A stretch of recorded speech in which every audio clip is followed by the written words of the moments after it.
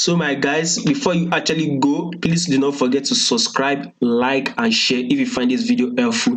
A quick analysis on our pound New Zealand for this week. As we can see for the daily on our day time frame, our price has actually been moving crazily, ranging. We can't easily predict this our price. So but we would want to try and predict what our price will be moving for this week. By the way, as we can see here, we are going to analyze it from our day time frame. Our price is pushing up, by the way, so we are actually going to take this as a bullish move, only for us to get this break down. Then we actually have a bullish move. So our price is somehow crazy, we can't easily predict it. So what we are going to do for this week is that we will try to predict it like this from our resistance and our support area. We are going to highlight it as our resistance. Now we are also going to take it as a support. So we are going to be seeing here as our price moving, ranging. This is exactly how we would be taking our trade for this week. Our trade is actually going to be moving, will be ranging for this week exactly. So one thing I would say advice is, if you have to take your trade, wait till our price either comes down to hit our support area, then I'll say it is a good opportunity to take your buy position.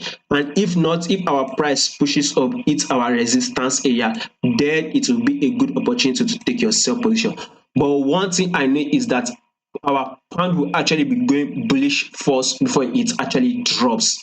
That is exactly what I feel. I don't think our pound will just drop like that.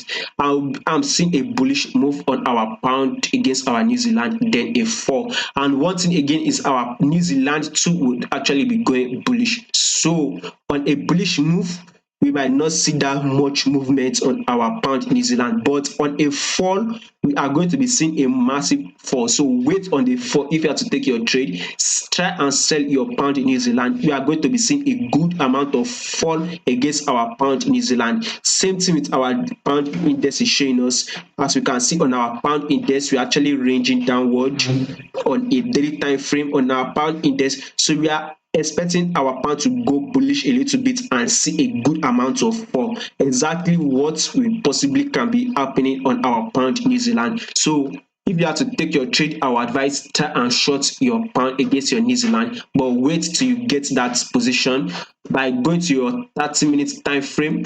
When we see multiple breakouts structured downward, then I'll say possibly take your sell position. But first of all, let's see if you can climb up before you can actually now consider looking for multiple break or structure down to take our sell position. So that is my analysis. Do not forget to like, share and subscribe.